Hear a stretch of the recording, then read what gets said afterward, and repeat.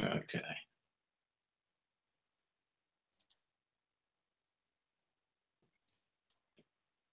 Well, hello everybody. This is Gramps again, and tonight's special guest on Time with Gramps interview is with Quad Copter. Well, hello everybody. This is Quad Copter video footage studio. I forgot to turn the sound off. Oh, what a thing! It's been ages since I've done one of these. About 3 weeks, isn't it? So welcome, Tony. Hello. Oh, we've got one viewer. That must be you then. I do not know. Nobody's come in yet, and that's because I haven't done anything.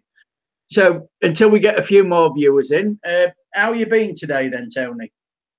I'm all right, but I say when this cough starts, mate, you just had it. You just cough and cough and cough till you actually pass out. Yeah. It's not good. I'm thinking of going to the doctor's tomorrow and see if he can give me some antibiotics or whatever he's going to do for me. But, so how long you had that? 4 weeks. 4 weeks. Nobody says get to the doctor. And I say, what good is that going to do me? You know. But no, it's a viral that's gone around, and I'm sure the government has something to do with it. You know. Yeah. Oh, that's what I put in the link to your channel. Have I? Can you just write something in the chat, and then people can. When they come in, because we've got no view. Yeah, wait a minute. I just got to go into YouTube. It's because I ain't been live for a long time, so nobody expects me to be live. We did have 2 watching, now we've gone down to 1 again, and they haven't made themselves known. All right. I haven't had a look who's on. No, I mean. Have you? I'm just trying to find the link to my channel. Yeah, well, all you've got to do is write in it, and then it comes up. It's going up there now, and is it up? It's coming up now. Quad Copter video footage studio. Did it come up there? I don't know. 188 subscribers you've got now. Probably have actually. Yeah, so you're doing well then. Subscribers you've got now. Right, probably are actually. Yeah, so you're doing well then. Echoed. Yeah, that's it. It's gone off. So I've put the link in. We've still only got 1 viewer. Well then. Echoed. Yeah, I'm trying to find out where this bloody thing is. I've put the link in. So now I've got an echo. I've got to find out where it is. I'm trying to find out where this bloody thing is. I've put the link in. So now I've got an echo. Right, that's sort of there. That's sort of there. That's better. No, I can't see who's on there. Like nobody. There's 2 viewers now. So Tony, I don't know a lot about your channel. I've seen a hell of a lot of videos that you put up, because you usually put up quite a lot of videos a week, don't you? What has been your average number of videos? What, a week? I've been doing about 7, I think, you know, because I'm always out. Yeah, because you go out most days, don't you, with your drone? Yeah, but it's finding things to film, of course. Yeah. Just interrupt you. We've got Hiya daughter Jeanette. She's put Hiya dad. I don't know where Chris is then, because he's not in yet.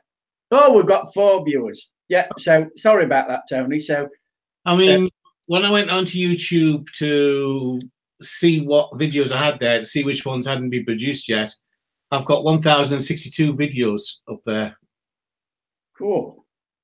Wow, wait. So you've been very prolific in going out with your different drones. Yeah, starting back just like 2 years ago when I started doing this. It's been 1,000 and odd videos. So, you know, been uploading videos since then. Started with the, I think it was called the XT380 at the time with GPS hold, but I smashed and burned 3 of them because it didn't fly. It was horrible. It tried to hover, and it was like that in the air. Yeah, noise, you know. But no, it's the quadcopters have come a long way now. 'Cause, you know, 'cause, you know, I've been doing it for a long time. Yeah, Yeah, they have, haven't they? Oh yeah. Who's doing what? So, what made you start your channel then? Out of interest, really. I mean, where I live, it's hardly got anybody here. There's hardly anybody here. Yeah. And you get pretty bored, walking on the beach and doing that. So I thought invest in a helicopter and see if it was like from the air. And then once I got my first one, that was it. You were hooked, like a narcotic, So yeah, I've always been looking at them, and then I got on the internet, and in fact, really, before, what got me into it was I was walking down the beach once, and this big helicopter, we're talking, good 2 feet across, came down by the pathway where I was walking, and the guy was up sitting outside a van. So I give the helicopter a wave, and I went up to see him, and he had these monitors on stands, and you could see what the helicopter was seeing. And I was asking him what he was doing, and he was just saying, I'll just do some filming. And ever since then, we've been our friends. He's the one who does the flying the airplanes, which I did the other day. Yeah. So how often do you go out a week with your Mavic now then? Let's put it this way. If I go for a walk, the Mavic's in the pocket. Yeah. And what about your Osmo? Do you take that most times when you go for a walk to do vlogs and everything? The Osmo's more, because I can't go live on that, I don't use it that much. I will go out if I've got somewhere to go, like say into a castle for a walk around. I'll take the Osmo there and do some internal shots of that. Yeah. Where you can't fly, but yeah, I use the Osmo on little things, but the Osmo Mobile's probably better because it will go live all the time. Yeah. And you, of course, you've got your professional cameras. Yeah. And you got the Osmo style for that as well. But I sent you a link. They're about £350 to stabilize your cameras, Yeah. But again, you've got 3 cameras, so it could be a worthwhile investment for yourself. Yeah. Well, I mean, because that new Osmo Mobile 2's just coming out, and it's only £129 or thereabouts. I'm thinking about buying that and using my phone, so I can get the shots with a phone instead of my camera. Because I mean, for the amount of time that you want your gimbal stabilizer, that would be enough, I think. It's like with you, with the phone that you've got unlimited data, and with that phone, you could go live with the Osmo Mobile, couldn't you?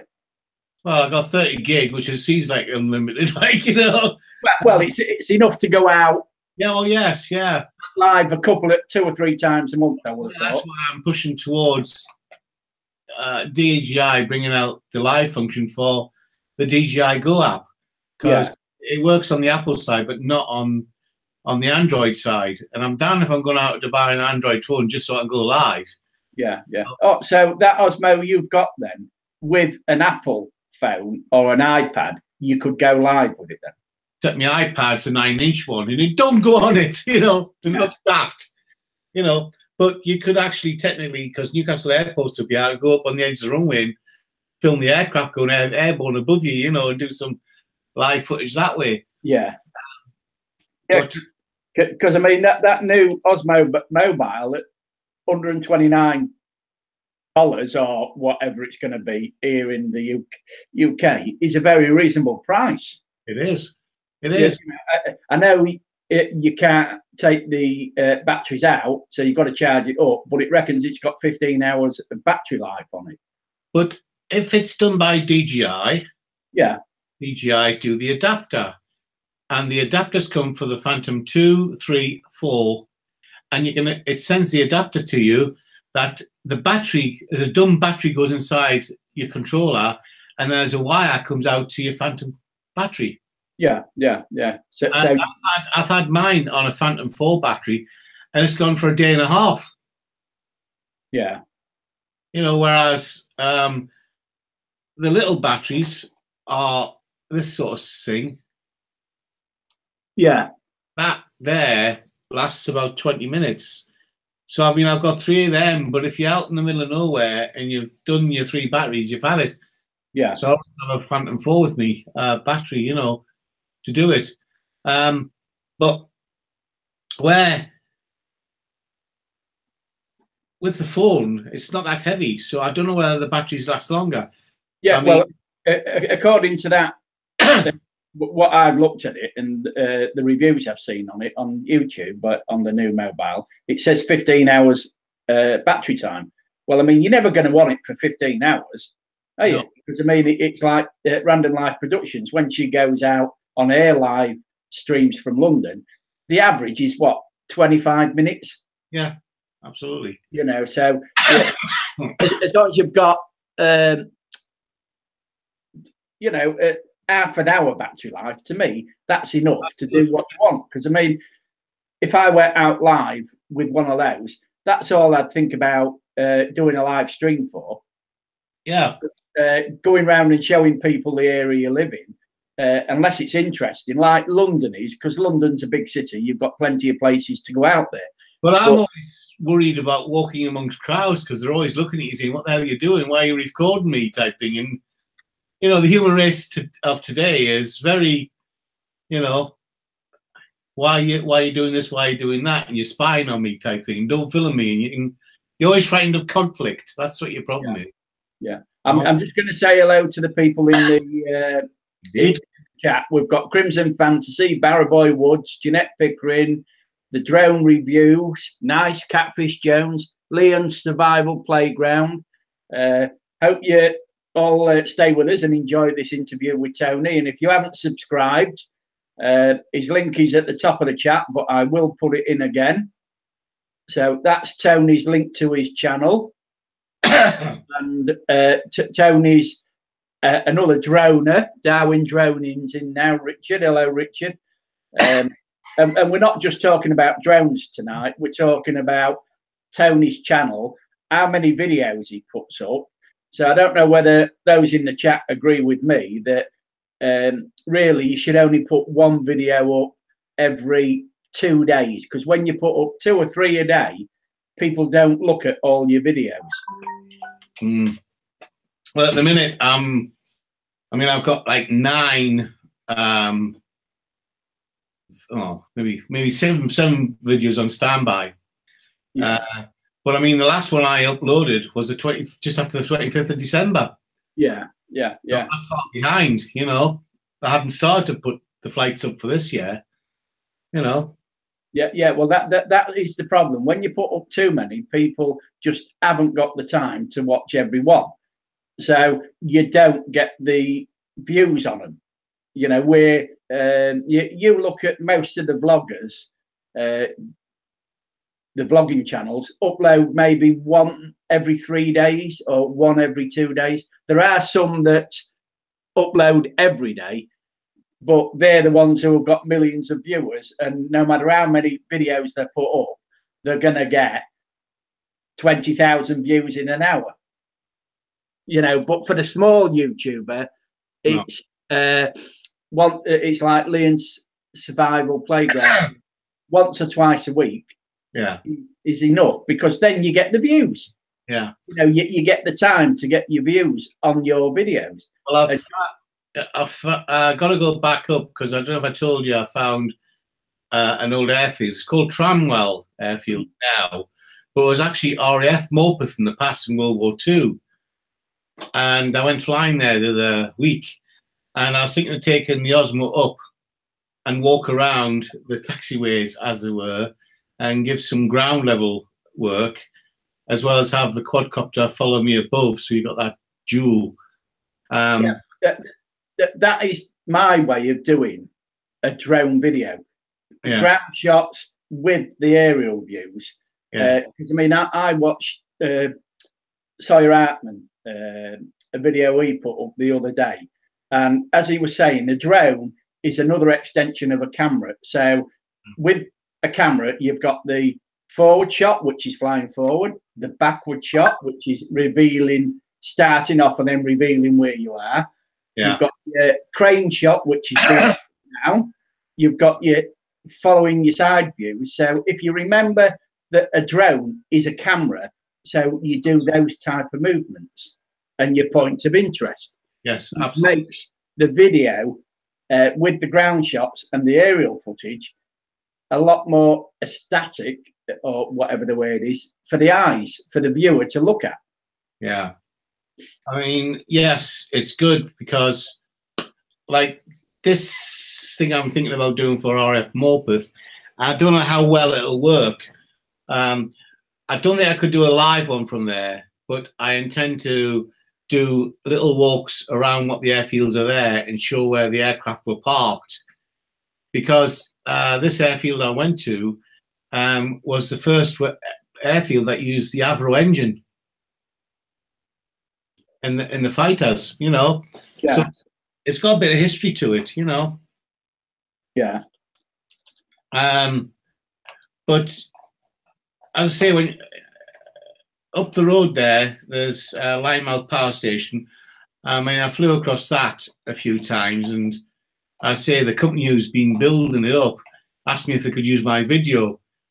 In most cases, they would tell you off for doing such work, you know.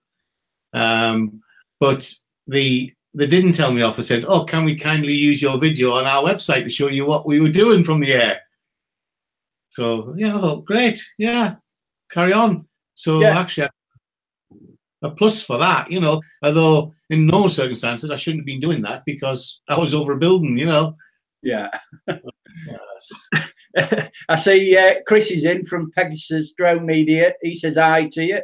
Hello, Hi, Chris. Nice to see you on here. Didn't know you watched some of my live streams, but it's great having you in here. I'll have to interview you one week as well, Pegasus, Chris. Won't I? I mean, so what future plans then, Tony, have you got for your channel? I've never really thought about it. I mean, when the summer months come in, I'm going to go up to the National Trust buildings and take my Osmo there and do some filming inside the castles and that, and produce some more on the ground stuff. Yeah. That's where I intend to go with that, but always have the Mavic in my pocket in case I go somewhere where I can fly. Yeah. You know, I mean, I can't see that happening much before March, April time, you know.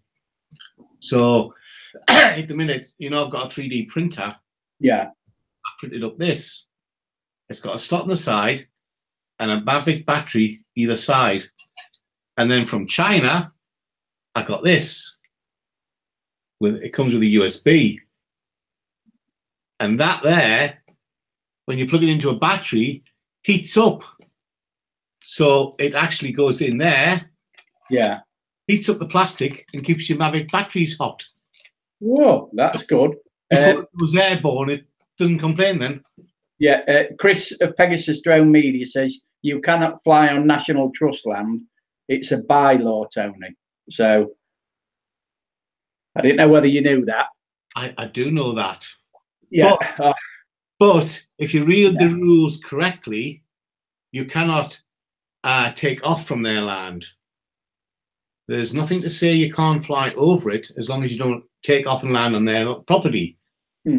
Because if they stop me from flying over their land, then every aircraft, whether it's large or small, has to obey that law.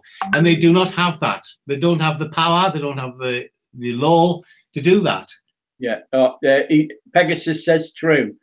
So can you tell us a bit about yourself then, Tony? Because I know you're through YouTube, but can you tell me what you've done in your life from when you left school? What type of work did you do? I was born in 1956, a long time ago, in Newcastle on Tyne, which is only down the road from here.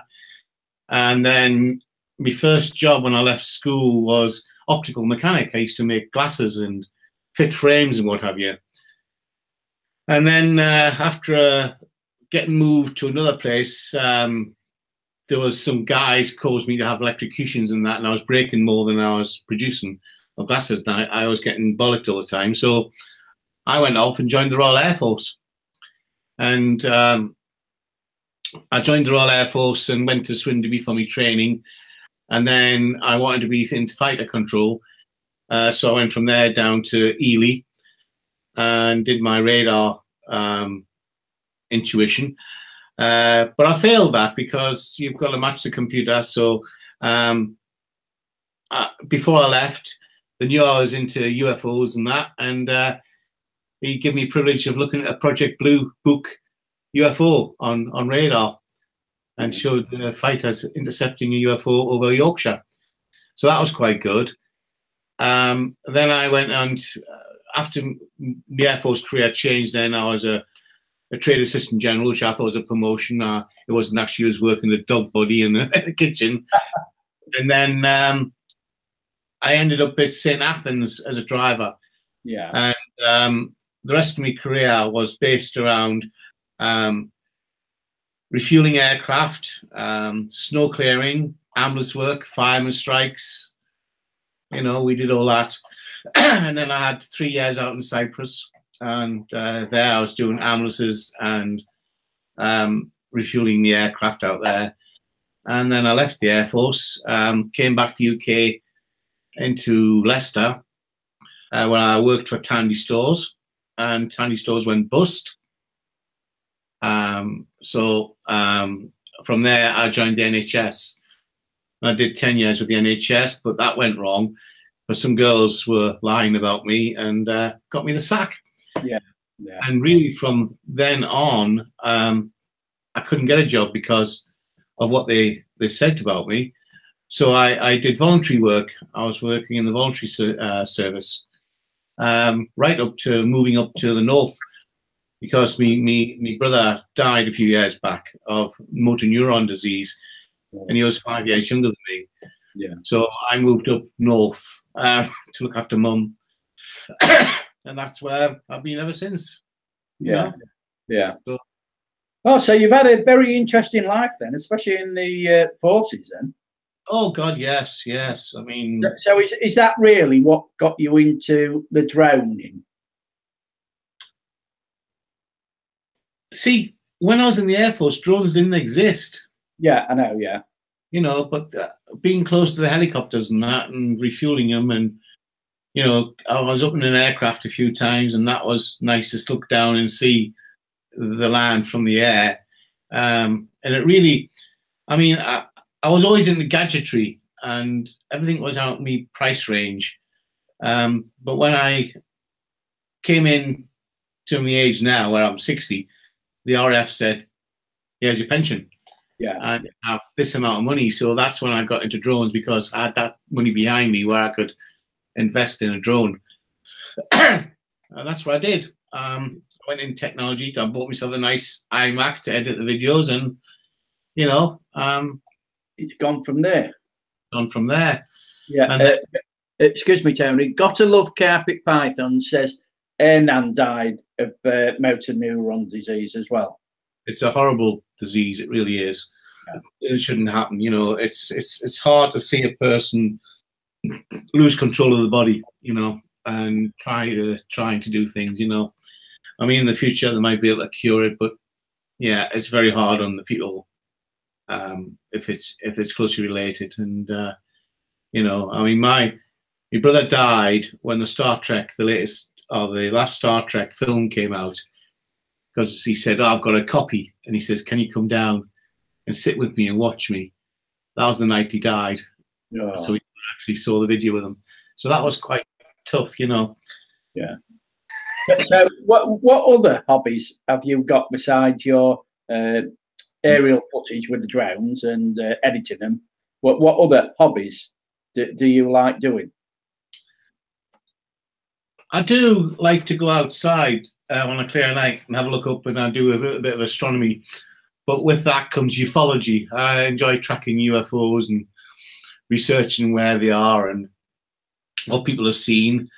And I do paranormal investigation. I get called out to do paranormal investigations, mostly at Liverpool and North Wales. They just get on the phone and say, "Can you come down and give us a hand?"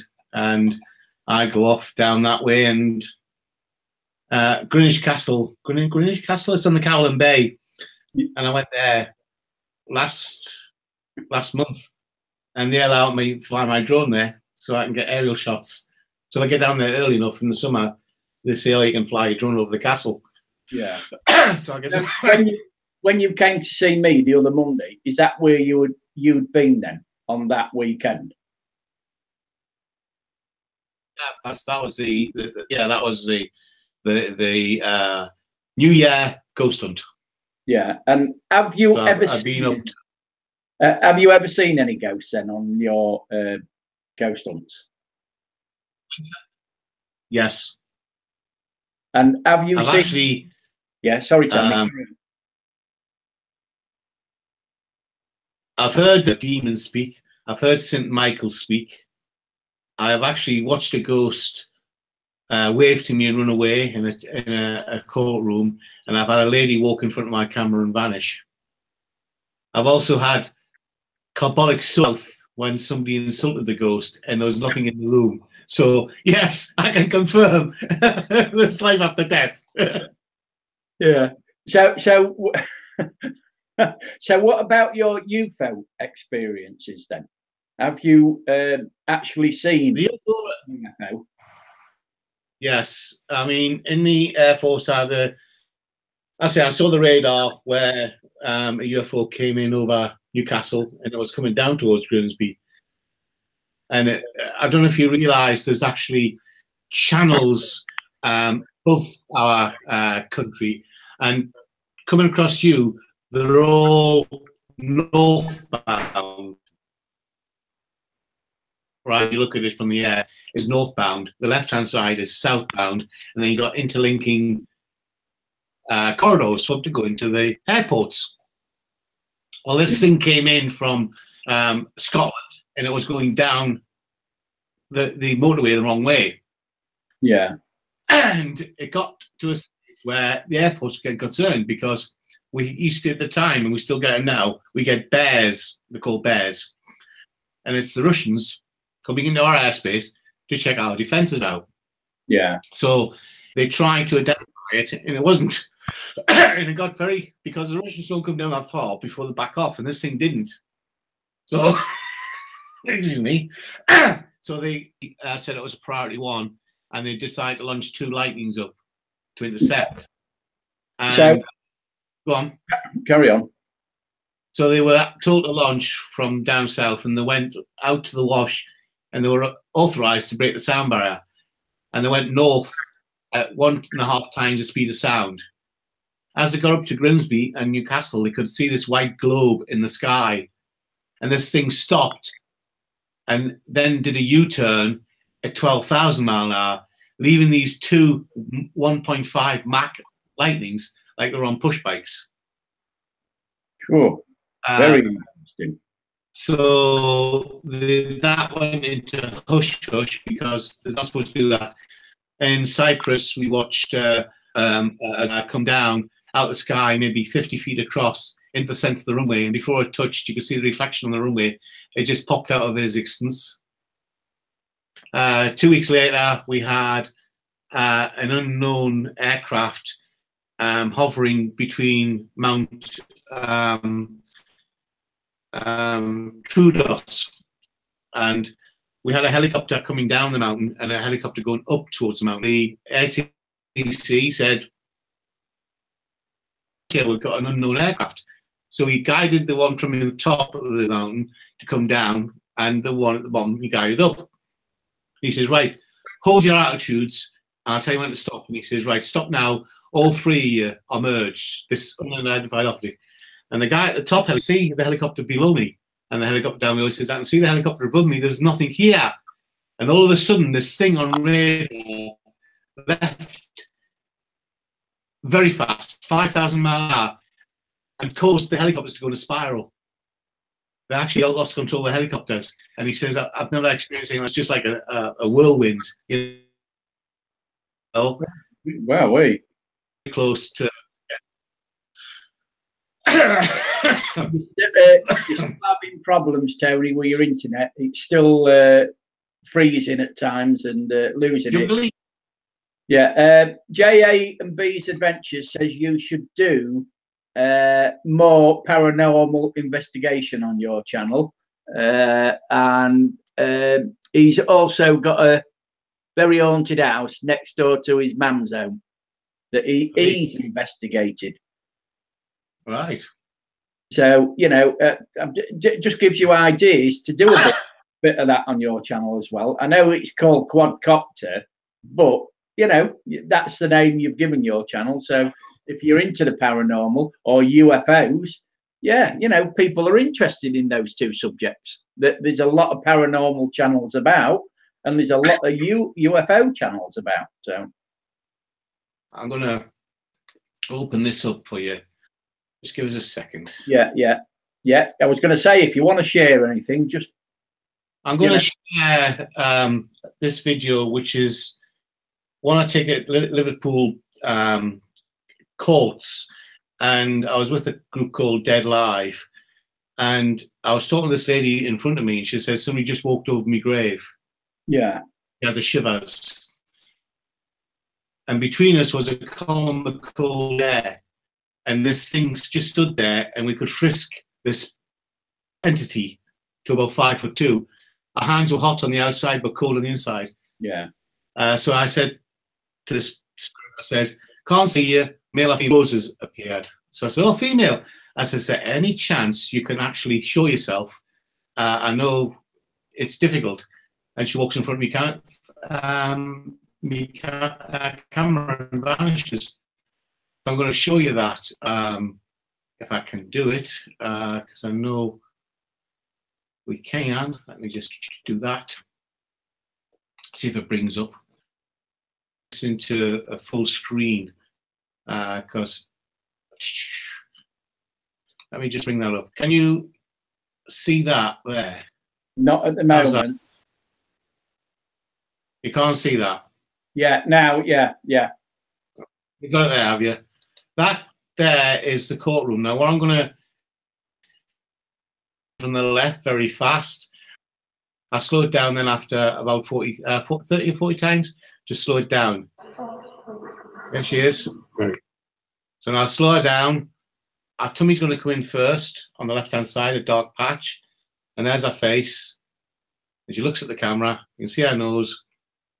And then she just vanishes. Did you see that? Yeah, I saw that. Yeah. That's what I mean. That's what I come up against when I'm out on the haunted locations. Yeah. Let's just see if I've got this one. There's one. Yeah, I tell you what, you've got a very bad connection. Friend again. They haven't got that problem.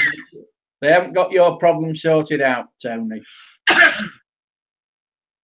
No, I'm sorry about that. I don't know how to correct it really. I find it up. Esther, and it's the Guild Hall. Yeah, there's nothing showing at the moment. Let me just. What happened was this footage and asked me to debunk it. Let me just go share with that one.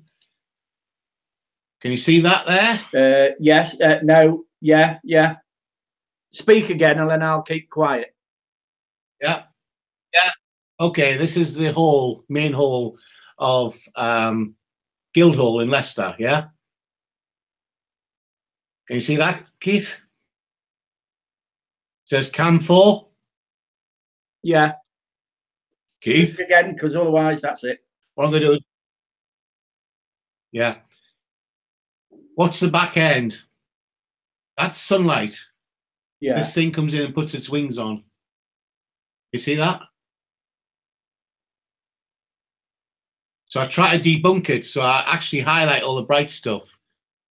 In the back, that's the security open the door.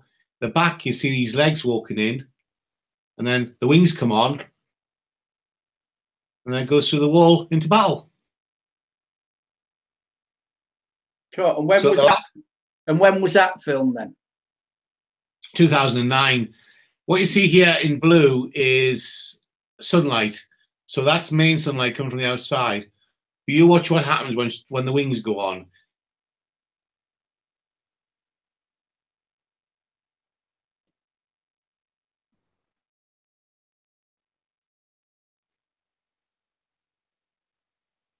What do you reckon of that? Yeah, yeah. Very good footage. We're talking powerful beings, you know. Yeah. And I think, I mean, I'm always skeptical because, like everybody, you need the evidence. Well, I've had the evidence, but I don't think everywhere is haunted. Yeah. Because the scientists have actually discovered that in York, there's a pub where... Can you stop sharing, Town, so I can see you again? Stop sharing, sorry. Okay. I think I have stopped sharing, haven't I? No, it's still got sharing on the screen because all I can see is me. Okay. Let's just see if I can stop sharing. Stop sharing. That's it. You're back on. All right. Yeah, in York, there's a pub where the guy went down and he saw a whole army of Roman soldiers walk through his bottom of his pub. Yeah. And we went to investigate and we couldn't see these guys. But scientists reckon that the limestone in the area has the same contents as a Betamax tape. So when something drastic happens and there's electricity in the air, it stores a three-dimensional image of whatever's passing through the area. And we reckon these stones were used from Roman times to build this pub up. And the electricity in the air was just right. But when the pub guy go down, he just saw this troop of Romans go through them. They didn't interact with them. They just ignored them and it came through. So there's different levels of spirits. You know, there's the recordings. There's ghosts which want to interact with you. And then there's ghosts that you just happen to get a glimpse of, you know, because they're in a different zone. I mean, one of the places I went to is on a, I don't know if you know about ley lines. Do you know about ley lines? Yeah, I know ley lines, yeah. Where they cross is the highest paranormal things go on, UFOs and ghosts. And the Ram Inn is just down from Stonehenge. And there, we actually had a Ouija board open. And we talked to a guy, and his name was, I think, John. And he was in 1817, or he was 1817. And he told us to get out of the house. And we said, we're on an investigation. And he called us demons. Yeah. And after 10 minutes, we worked out this wasn't a ghost. It was a real person. He said, I'm doing this illegally. I'm trying to contact the dead. And he was in the 1800s. So we had opened up a live talk with a person through the time slip. And we were talking to him. And he said, I've got to go. They're coming, they're coming, they're coming. So he exited. But for 20 minutes, we talked to this guy, and he was 1800s. Yeah. So that's what I mean. You can't really put it down to every haunting as being ghosts. Yeah. You know, you get time slips and what have you, which is great, you know, but, you know, So how long have you been interested in that side of things then, Tony?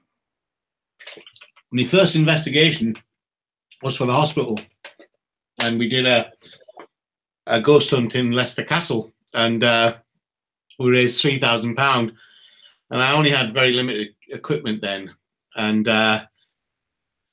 we got a few things go on that night, and we did a DVD, and we raised £3,000 for the hospital, and that I sent off to a company in Wales, and they were so impressed with what I did, they said, come and join our teams.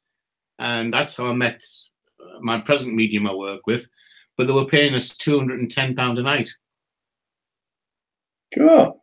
And on top of that, they were giving us 3-course meals and a hotel. So most trips then that you go on, then they pay your expenses then? They pay for me fuel at the minute because we try to be compatible with the person's pockets. So the medium, he gives me 50 quid or so to go to Wales. Yeah. It's all right for me. It fills the tank up, you know. But yeah, it's very difficult not have to do things when you haven't got any money yourself, you know. So as I say, I always take with me my quadcopter as well as my Osmo in case I've got the light to do either or both, you know. Yeah. That's why I like the Mavic and the Osmo, because they go in 2 little cases. Yeah, yeah. That's as I saw when we met up the week on the Monday a few weeks ago. Yeah, you know, because it's nice having them compact, isn't it? That's why I am now thinking about the Osmo Mobile and using phone for it, because you know you don't want a lot of footage. The only thing I was thinking about having a gimbal is for when I can do live broadcasting, because I know I don't live in an interesting area, Grimsby and Cleethorpes, but to be able to go live occasionally would be nice with that gimbal. I don't know. To pay 300 or 400 for one for me, Panasonic FZ1000, I still think, is it going to be worthwhile? Yeah, true. Because how often do you use a gimbal? It's very true.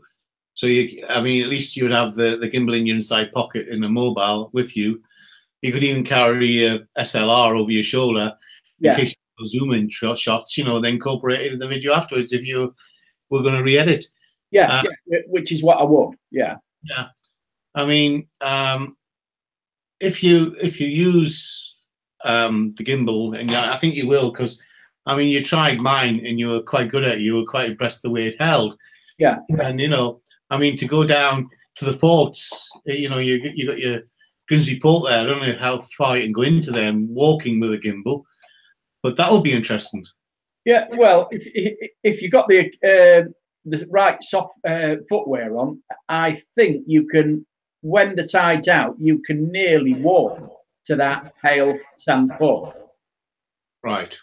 I'm not quite sure, but I think people have walked there, you know, which would be interesting. Mind you, you know, I've got a friend who's got one of those little fishing boats.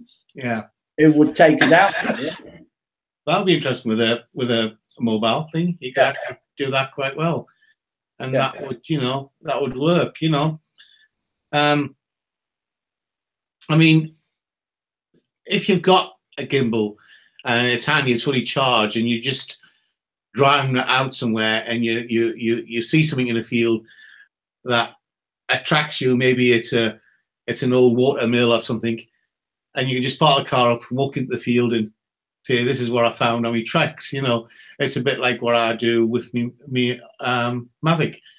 Out here, we've got World War II water chambers and that, and they look like UFOs on sticks. And I've been up there a few times and do a circle of them, like, you know, and it just looks like it's the shape of a UFO. It's got a tube that comes down, and it's supplied the water for World War One, and it's still used now. So you know, I've flown around that a couple of times, but you can actually walk up to it with a you know, a gimbal and have a look up that way, and you know, walk around. Yeah, but you know, this is why I think with the people in our community on here, we've all got different equipment. So I mean, we should do a few more collabs, because you've got certain equipment that I haven't. Pixie's got certain bits of equipment that none of us have got. So, you know, you all help each other, really, you know, especially when the spring and summer comes, because I'm definitely going to come up to your part of the world. I mean, it's like this weekend. I've got an invite from Graham to go to Frampton Marshes, which is yon side of Boston, on Sunday. They're going there.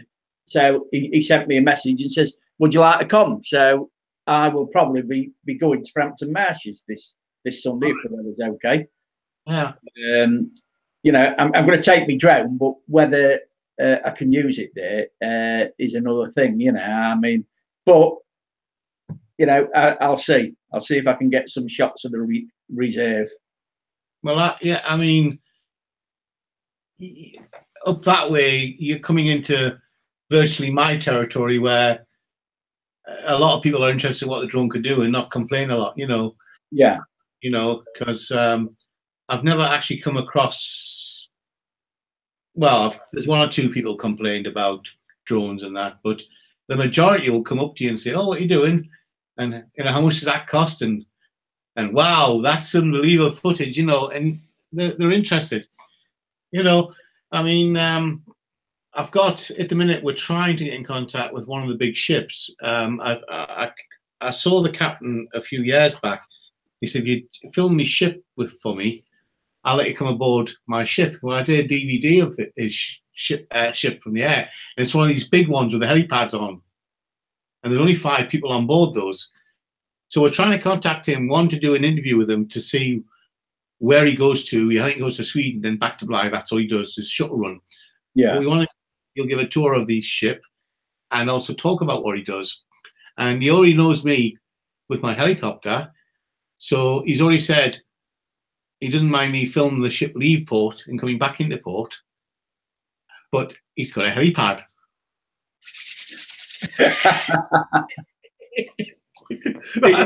Interesting. Yeah, but this is it, Tony, that you get somebody like him and film his ship and have an interview with him, it will make the video 1,000 times better because you're hearing his story about his ship that he commands. Yeah. And you might get a free trip to Sweden and back. Well, you know, it's a possibility, although I get seasick, I think, you know. Well, you can always get some tablets, mate. Yeah, true. I mean, they do, Newcastle Airport do tours of the northeast from the air. It's about 100 quid now.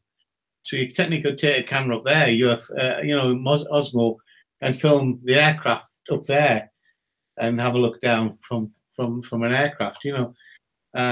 It's something I might do in the future, I don't know. Yeah.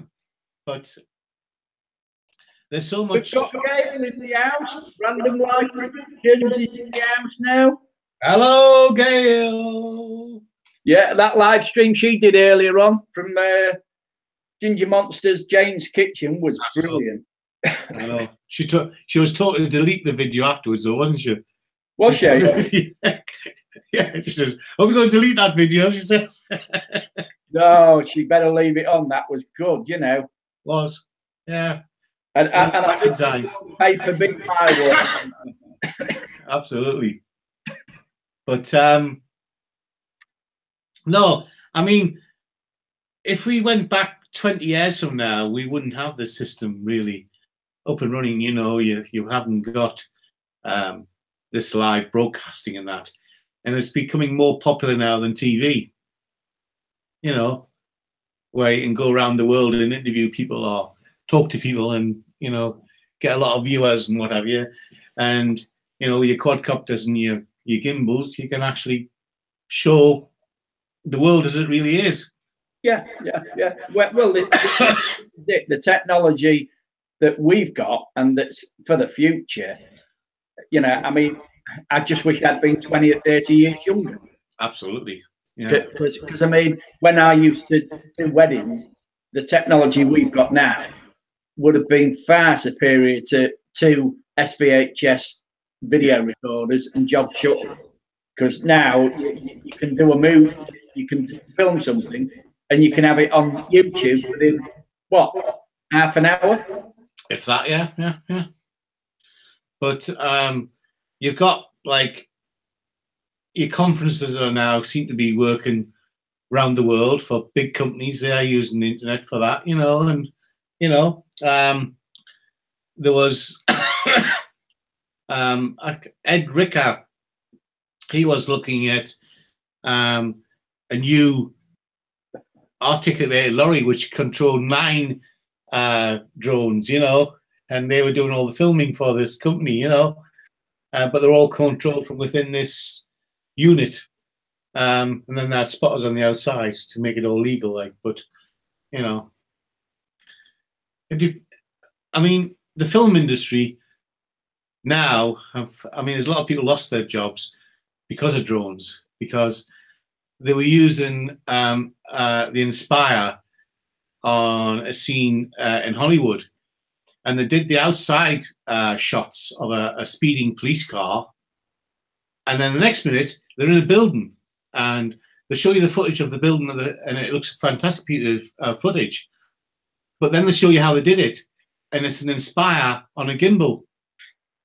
They actually strap it to like a train track, and then they were just dialing it, and it was going down the track like that, doing all the shots. You know, that going back a while would cost £20,000-30,000, you know, to do just that shot. And now they've got a helicopter which they can take outside, do some more shots, bring it back in, put it on the table. You know, unbelievable. Yeah, I see that in the comment. I've got an echo somewhere. That must be your end, tell me. An echo? I don't think I'm. Yeah, that's better. No, still got it. No, Gail says. No, I've got. Have you got anything open? You know, when you shared the screen, did you leave the sound on the? No, the sound's muted actually. Yeah, that's better. No, still got it. Okay, I don't know how I can adjust my volume on here. Maybe the volume's on high. Let's just knock that. Oh, Gail's going on a budget because she's due to break in the random budget. It's me, is it? Oh, thanks a lot. Laughs out loud. Yeah, Richard. Yeah, I've always got this troll called Random Live Productions who comes into my videos. You know, I'll have to learn to keep quiet, won't I? She loves you, really. Yeah, she does. She likes picking on me. You know, I thought while she's at James in Edinburgh, she'd have been off this occasionally. But, you know, and she says something about doing a 24 hours. She's going to stay up. Wow, I'm looking forward to going down to Ayr neck of the woods with Chris and you, Town, because when she does this, whatever she's doing for this run, swim, and biking, we're going to go down and film her doing that.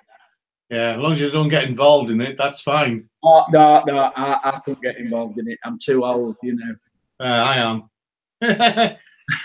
But, you know, as you get further down south, where she is, in London, you're getting in very restricted areas for flying. You know, it's no fun in London. You know. 3 hour. Pixie's channel says he can only just do a 3 hour live stream. 3 hour. Yeah, but well, it's a takeover, isn't it? You pass it over. Yeah. Yeah, I think so.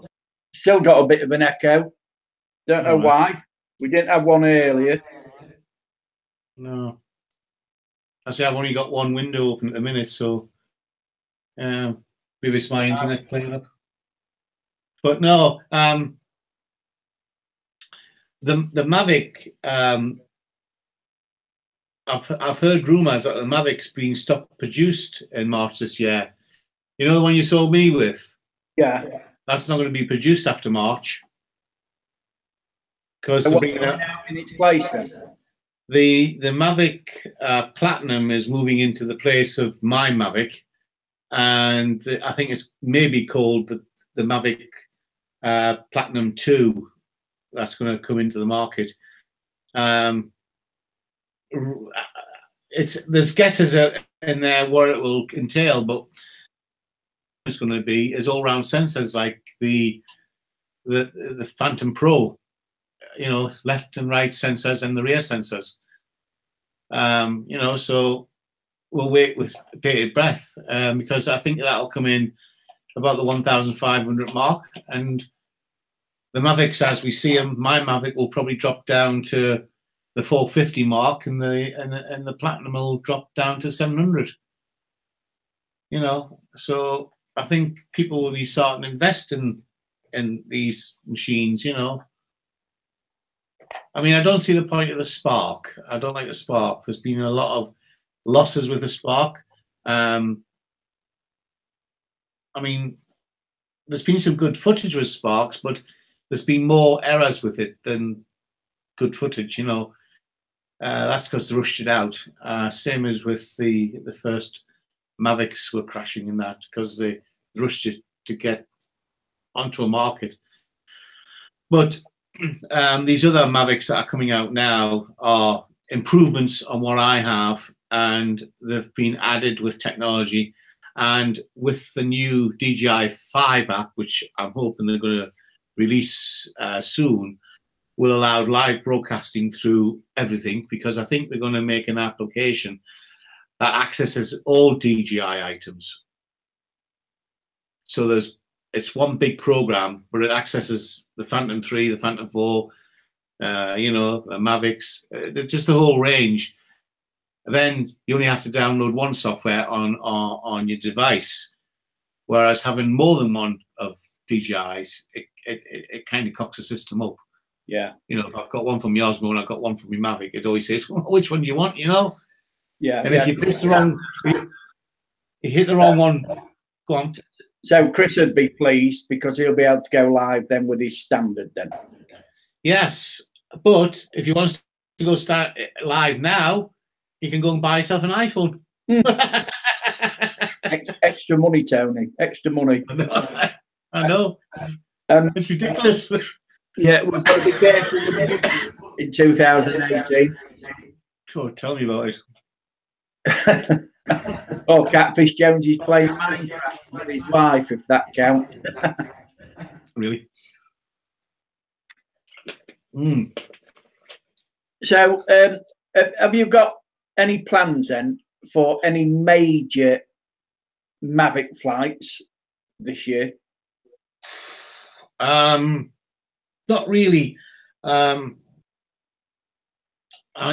There's a down the south of here we have the Tyne River, and I found a place to take off from there, and they've got these 12,000 cars, brand new cars, parked ready for shipping in a car park.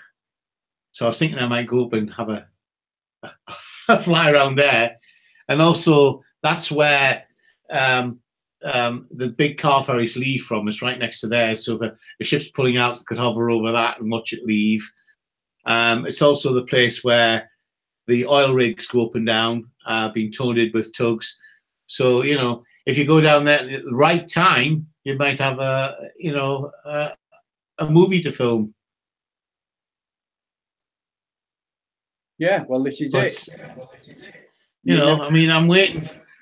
I would love to see dolphins back here. You know, the dolphins have been seen last year. There was 15 dolphins seen off the coast here. You know, and it's not something that you would expect in the northeast, but yeah, they come up. I mean, north of here last summer, we had a man-of-war jellyfish, and I had to warn people to get in because the helicopter picked it up, and I was hovering above it, and these kids were in the water, and I said, "Get the kids out of the water because there's a man-of-war type jellyfish out there," you know. Yeah. So you know, for a cold northeast, we get a few things coming up here, you know. Minke whales, they've been seen up this way. A couple of them. So yeah. Yeah. Well, let's hope. We've still got for some reason. I'm going to echo this side. Yeah. Well, when I'm speaking, I've got the echo. Yeah. That would be interesting. Yeah, because I think if the dolphins were there and you got low enough, the dolphins would come up and greet you, like, because they are from another world. I think, you know, they're very advanced, you know. But they don't. There's two that come down this way. There's a pod of 15, I think, and they were seen up New Biggin, which is only 5 miles up the road. Yeah. That's the advantage where I live. I have this coastline, you know, from the Tyne River up to Bamburgh Castle, and just get in the car and drive. to a location if it's nice and just fly. Yeah, it's all right. I'm just typing to Gail. All right. I've got nothing on. It was only when you started sharing the screen did the echo come on when I'm talking. Interesting.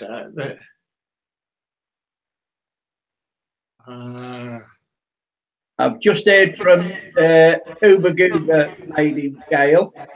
Yeah. And it's been put back from Saturday to the 16th now. Okay. Because I've got, I don't know whether she's interviewing me or I'm interviewing her on her channel or my channel yet. I've got to arrange that. Right. So that will be a good one. So if you haven't subscribed yet to Tony, here is his link again that I'm putting in. Yeah. So show him some support. But I think nearly everybody is sub to each other in this in the chat window. Yeah, yeah. Yeah, but it was when you started sharing the screen, that's when we got the echo. Yeah, I can't see anything actually down the bottom that's running. No, it's Apple computers for you, that is. No. Catherine says the echo makes it sound better. All right. I don't. Yeah. But I mean, I intend to come down to you anyway at some point in the future, because I want to have a look at those caravans for bring my mum down to stay. She wants to see view, and I fancy getting Grimsby Port in. Yeah, that. Yeah, do my stealthy thing.